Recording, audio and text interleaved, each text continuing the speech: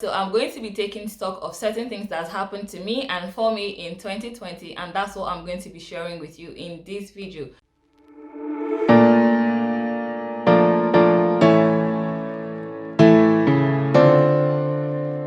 Hey fam, how are you doing today? I hope you're doing great and you're having an amazing week so far. Welcome back to my channel. My name is Tobi Achudume. If this is your first time here, you are super welcome. I am so excited to have you here with me. So here on this channel, we talk about topics, tips and tricks that would help us grow fearlessly into the best versions of ourselves. So if you're interested in topics like that, if you're interested in videos like that, then please click the subscribe button so you get notified when we have new videos up. And for my returning viewers or returning subscribers, people that have been with me since the start of this journey, I am super grateful for you. Thank you for coming back and sticking with me. I hope you enjoyed this video as much as you have enjoyed the others. If you do, please don't forget to give this video a thumbs up, share it with your friends and family and people in your circle, and let's get into this video. So from the title of this video, you can already tell what we're talking about. So I'm going to be taking stock of certain things that happened to me and for me in 2020, and that's what I'm going to be sharing with you in this video.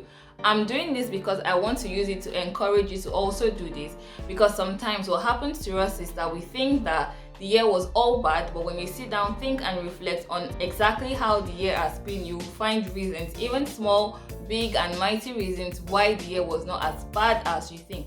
And that's why I am doing this.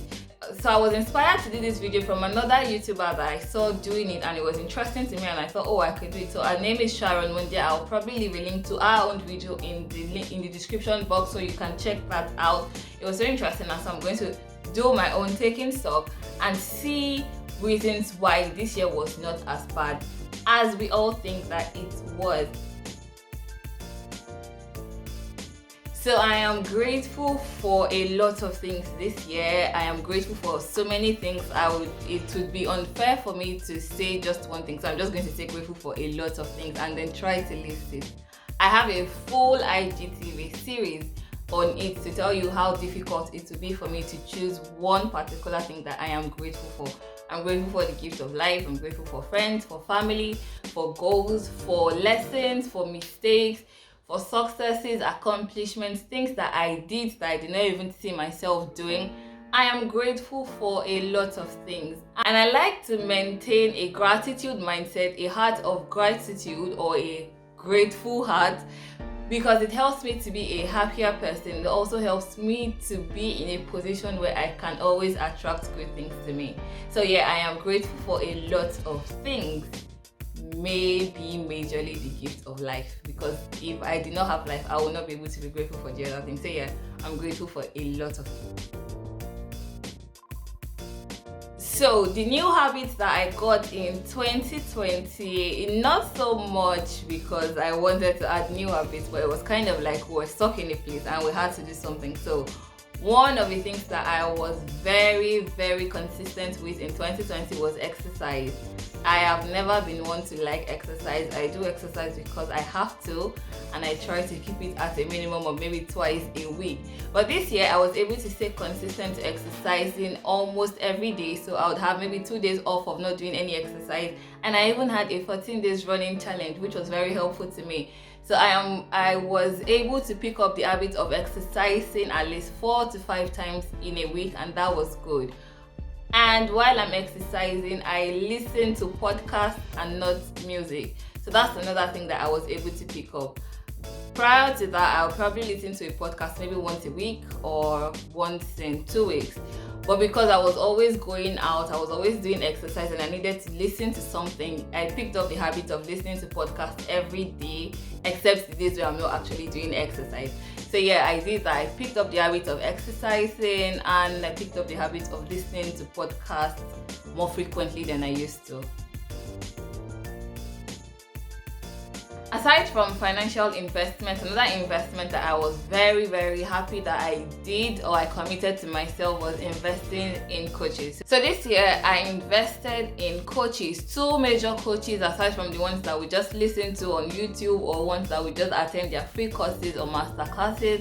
I invested in 2 coaches that were very helpful, one personal and one business, which kind of just related to each other because I was able to just effectively use them. I use them very effectively. So I'm grateful for that investment. Getting a coach is very helpful. It helps you to gain more clarity. So it doesn't mean you don't know what you want to do, but sometimes you just need extra eyes or extra ears to help you to see exactly what you want to do and help you put in perspective how it should be done. So that's one investment that I am so happy that I did in 2020. I invested in coaches, and that is aside from financial investment, because everybody should be investing financially in something. So aside from financial investment, I also invested in coaches. So I got coaches that I could work with personally, and I had close relations with them. So it wasn't like I had a coach that was far from me that I could not call or reach or communicate with. I actually had people in my presence that I can call and talk to them. So yeah, I did that for myself in 2020. So one success that sticks out to me aside from the other ones, which at this point when I'm thinking about it, they are kind of like a lot of successes that I could say, but this one kind of sticks also because maybe somebody needs to hear it, was that I was able to finish my PhD in time. And when I say in time, in the time that I set for myself to finish it, it was not easy to do, especially because of the going back and the pressure that it puts on yourself. But I was able to stay committed and consistent to it. Plus I had super supportive help. I had help from my supervisor, which is probably one of the best supervisors anybody could have. I also had support from friends and family, so yeah, that was good. So I was able to do that, and I'm happy that I was able to do that in time, because it could have very easily been pushed forward, but I finished it, including the corrections, in time. So that is one success that I am thankful for in 2020. A new step that I took for myself this year was to come to terms with the fact that I was ready to have my execution mastermind. So my execution mastermind is like an accountability group where we come together, we set goals for a quarter of the year, and then we draw out the structures and strategies that you need to put in place to ensure that by the end of the quarter, you actually execute that goal. So that's one thing that was a new step that I kind of came to terms, like I was ready to do it. And I started it, and so far I'm happy that I did it, because I've also been able to help other people to put structure in place when it comes to executing their goals, and not just keeping all the structures and knowledge to myself. So that's a new step that I took that was frightful for me to take, but I'm happy that I took it. I'm happy about a lot of things in this video, but yeah, that's the reason for the video. Opening up. I am opening up to the fact, or the idea, or the knowing that I can be more than one thing. I am a multi-influential person. So you know this kind of things that you know, but you kind of do not fully grasp what it means until you start working in the different influential fields that you want to work in. I hope that makes sense. So this year I opened up, I accepted the fact that I can be more than one person. I just have to know what person I want to be per season and per time. I can be more than one person, but I cannot be all of the persons I want to be at the same time. So I have to be conscious of seasons and times and know what to focus on per time and per season. Confidence for me was a journey, and it still is a journey. So I wouldn't lie, I like to think that I am confident in myself, but I'm not even going to lie and say I've always been the most confident person in the room. But it's been a journey that I have been excited that I have been on, and it's a learning process for me as well. One of the reasons why confidence is a journey for me is because half of the time I think I'm a weird person, so I like to do things very weirdly. One of it being I'm a planner addict. So that's one thing that I am super confident in right now, the fact that I have to plan every single thing, and if something goes out of my plan, it could ruin my day. But I'm also learning, or I'm getting to the point of not letting anything that affects my plan ruin my day.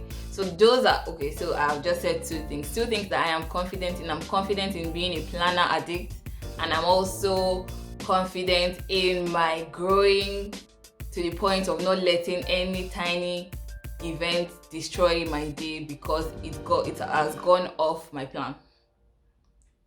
Yeah, that's what I'm confident in. Wow, most repeated phrase or sentence I have said this year is that God is working. And I say it half of the time because I need to remind myself that God is working. Even if I'm not seeing the work that He's doing, I have to remind myself to believe that God is working. The other half of the time that I say it because I actually believe that He is working. So yeah, half time I'm reminding myself to believe that it's working. The other half I am believing that it is working, because God is always working even if we do not see it. And it's something that I have been conscious and consistently conscious of holding on to in 2020. Yeah, that's it. So I hope you enjoyed this video as much as I enjoyed doing it. It was interesting taking stock of the things that happened in the year, even things that I did not even remember at the point where I was thinking of doing this video. And I would want to encourage you to also do this for yourself. Sit down at home and just think and reflect on some. You can use some of my pointers if you would like, and just reflect on things that you have done, things that has happened for you in 2020, even as we are stepping into the new year. Because it is who can think back on things that happened that can be grateful and be ready for the next year. So this is something that I think would be helpful if you do. Please give this video a thumbs up if you like it. Share this video with your friends and family, and I will catch you in the next one. Till next time, bye.